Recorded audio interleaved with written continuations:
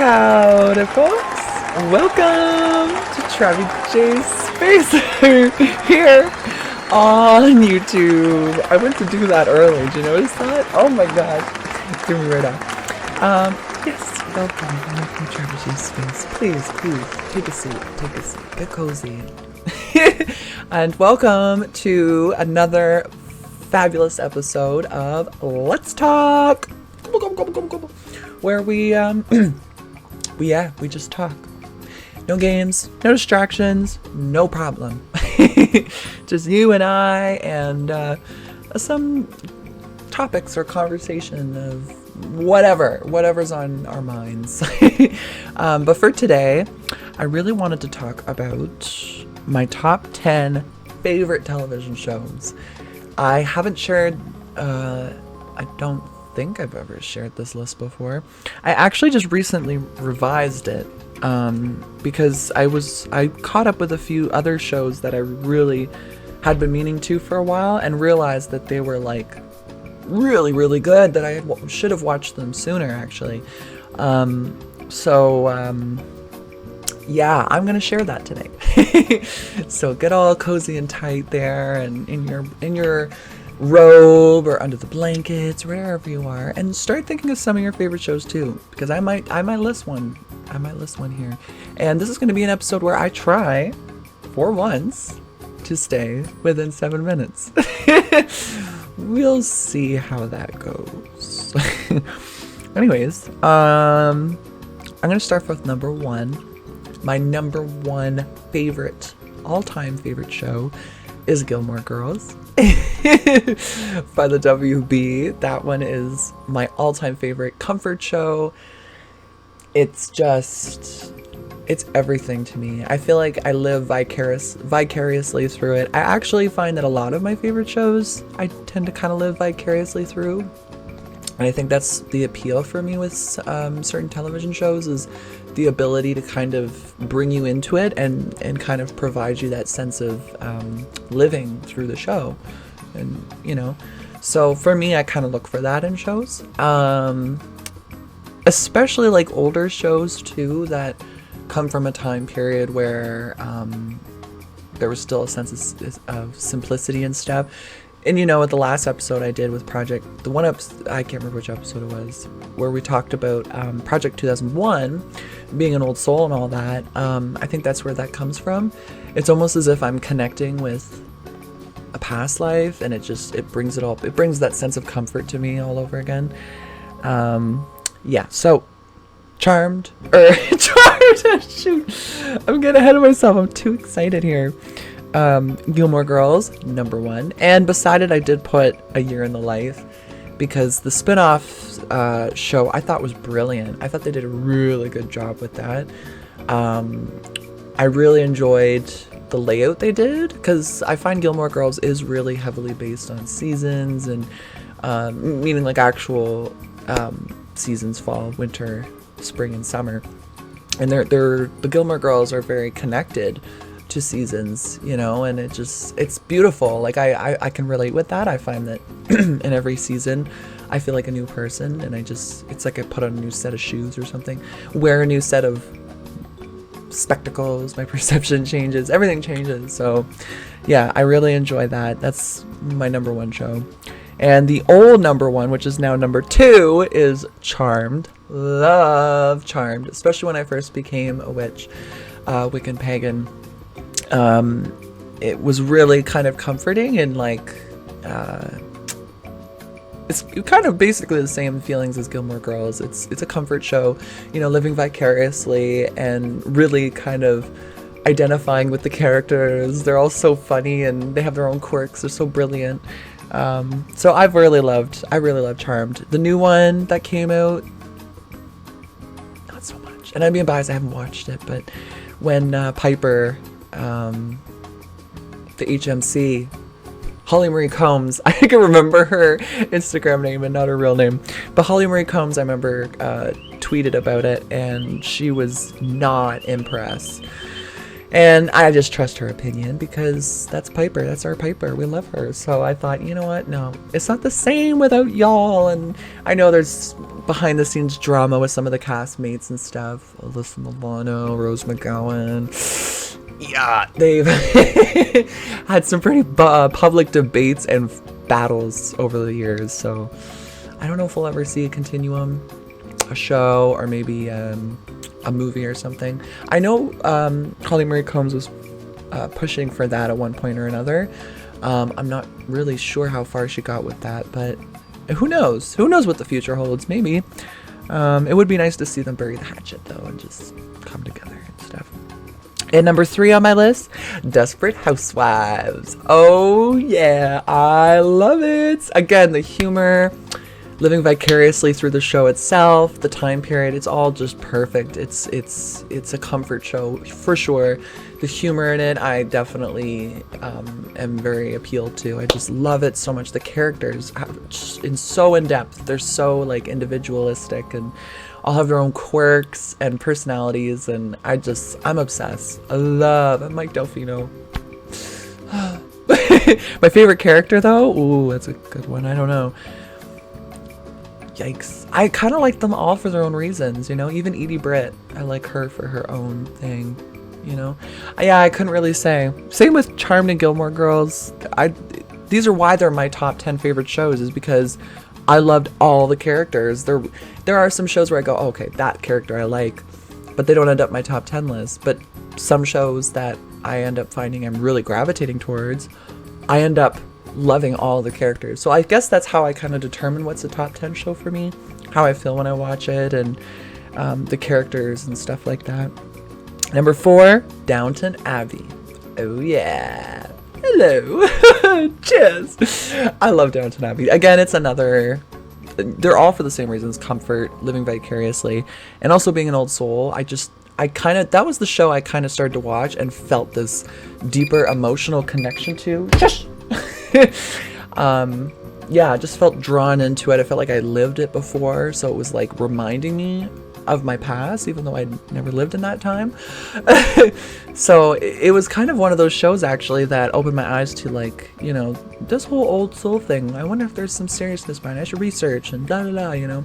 So I kind of have to thank that show for bringing me to that place where I kind of opened the box on old souls and realizing, you know, my past lives, and kind of getting a better idea of how that all worked and stuff, which was meant to be, because I really identify through being an old soul, and that show just helps me feel part of the times, you know, and feel like I'm reliving it again from one of my past lives. So yeah, I love that one. And again, all the characters, I can't pick, I'm sorry. Number 5, Good Witch on the Hallmark Channel. Love. It started with some movies. I think they did 4 or 5 movies, but I watched the show first, which started I think a year or 2 later, and I think it's still going today. I'm not sure, but it's very, very, like, it's very, very soft, light, bright, no swearing. Like, it's very, I think it's rated G, put it that way. But it's incredible. And again, ultimate feel-good show. Great to watch during the fall, like Gilmore Girls and Charmed, actually. Yeah, it's a really good show. And the main character, she's my favorite. Okay, there's a character I could pick. See, the main witch, and I can't remember her name now, the mom, but she is just excellent. And just the way she sees life and sees the people around her and her perception on things. She's such an optimist, and it just really inspires you and keeps you uplifted. And these are all of these, you'll notice, are very feel-good shows. They all have that kind of commonplace. And Mike Delfino's in Good Witch. He plays the lover, of course. What else? Number 7, Damages. Love me some Glenn Close and Rose McByrne, or Rose Byrne, I think her name is. I can't remember. But anyways, really good show. Glenn Close is one of my favorite all-time actresses. Very underrated. She's, like, for me, up there with Meryl Streep. Love her. That whole show is about a lawyer's firm, and she's the head honcho in that. And so it's a little more serious, But I like that show because it gets you thinking. So that's actually different from all the rest of the ones I've mentioned so far. That one gets you in a place of like, I wonder what happened there, or where is she going, or why would he say that, you know? So I kind of like that. I like to switch it up every now and then, and I think that's another jurisdiction of show that I'm really prone to gravitate towards. It's a really good show, and I definitely recommend it. Highly recommend. I highly recommend all these. 8, Private Practice. Love Private Practice. Private Practice is a spin-off of Grey's Anatomy, which I did watch up until I think season 13, and then that's when it was recent, and I just left entirely. But Private Practice was a spin-off of it, and instead of it being about doctors and surgeons, it was more focused on a wellness center. So focused on like massage physician, metaphysical, you know, like kind of guru doctor, a psychiatrist, an OBGYN, like a midwife type thing. So it was a different perception, another side of the medical world, just for other jurisdictions of medical, which I liked. I love that it was an alternative take. And plus, at the time when I first watched it, I really wanted to be a counselor, a social worker. So for me, it was so inspiring and motivating and encouraging. And again, it kind of had that same vibe. It was in between like a Damages and Charm show where it was feel good and you live vicariously through it, but it also had that sense of seriousness too, a little bit of drama too, a little bit Desperate Housewives type drama going on, and good humor too, very good humor. Number 9, The Crown. Da, da, da, da. That one's, I guess, pretty self-explanatory, because I love the royal family. I'm a huge monarchist, and I don't care who hears it. I am loud and proud. Monarchy till the end. I love the Queen. God rest her soul, and everyone in the royal family. But I spent many years reading about the royal family through the years, different generations of kings and queens, and as far back as I'd say Henry VIII, Henry VIII's father, who kind of started the Tudor dynasty and really revolutionized the monarchy back in, here we go, I want to say 1430 something. A little later, I think, during the War of Roses. But yeah, all the way up, I've been researching. I watch documentaries. I'm just a sponge for that kind of information. And again, ties in with being an old soul. I really identify with those time periods, and there's a sense of comfort there, big time. But The Crown was really great because it's not strictly how the royal family's history is. It doesn't do it word for word. It's not an official, documentary or biography. It's not based off total facts, but it's pretty close, I would say. I mean, the one thing I will say is that the outfits and the scenes, some of the speeches, they get dead on. They really focus the detail, and they really hire the most incredible actors to portray real members of the royal family. So I mean, for that already grabs my attention, because it kind of gives you an idea, I guess, of what may or may not have happened behind the scenes, if you were like a fly on the wall. So I find that really interesting, and that's kind of a jurisdiction I like too, is when people recreate historic stories or true crime or stuff like that. True crime to an extent. I'm more like monarchy stuff, like the movie Elizabeth with Cate Blanchett, one of my favorite all-time movies, and the second one, The Golden Age. They just represented Queen Elizabeth I beautifully. Like, so good, so good. Definitely recommend those. And last but not least, number 10 is The Gilded Age. That's a new show, actually, a newer show. I think it's the newest one out of the bunch that came out. And it's based on, I think, around the late Victorian period in New York City. So it's very societal based. There's a lot of drama and a lot of really good historical accuracy with trying to recapture the time and represent it and stuff. That's a big thing for me. If someone suggests, because I love historical or period films, period movies, or period films and period shows, base shows and stuff. But a lot of my friends know if they're going to suggest it, I might not watch it, only because if the historical accuracy is off and they're just kind of having fun with it, it's just kind of a pet peeve for me. I don't like it because I think they didn't talk like that back then, or why is she wearing that? They would have never wore their hair like that in 1887, or you know. So yeah, I'm a bit of a spoil sport, or yeah. I get a little bit huffy puffy when it comes to that. Very particular with my historical shows, period-based shows. So yeah, I don't like Bridgerton. Yeah, not for me. Sorry if you like it. Just not for me. It just was not.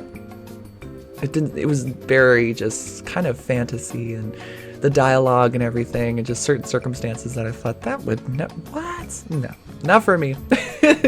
I like the historical accuracy. So Gilded Age is great, and Christine Baranski is one of my favorite actresses of all time. Oh, incredible. And she plays one of the main characters in there as well. And lastly, I'm just going to go through very quickly some notable mentions. I have that written down as well. And if in the notable mentions, like I'm not going to get in detail with them, but if you do have questions or you're curious about some of the shows down below that I'm about to mention, feel free to jump in the comments and inquire further with me what it's about or why I like it or anything like that. I'll definitely expand for you guys. So for notable mentions, I've got The Good Wife, The Good Fight, and that's with Christine Baranski as the lead. Portals to Hell, Discovery Plus with Jack Osborne and Katrina Weidman, my two favorite paranormal investigators. Ghost Adventures, again, Zach Bagans, Aaron Goodwin, Billy Tolley, and oh my god, Jay Wasley. Love them too. They are incredible. I've been watching them since I was, oh gosh, years now, probably like 10, 11 years.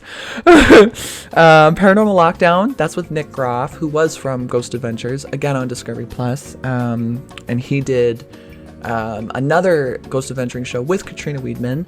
Fabulous show. If you want something more serious with ghost hunting, where they actually, you know, they don't freak out and oh my god, it's not all this kind of loud reaction stuff. You would like that show because it's they're serious about it. They take their time. They kind of question things. That could have been this, you know. They're very pragmatic, and I love that. So I was obsessed with that. And then there's Paranormal Lockdown UK. Oh, it gets better and better with that series. Ratched, love Ratched. Sarah Paulson. Oh, Ryan Murphy, great director and producer. American Horror Story, again, Ryan Murphy, love all the seasons.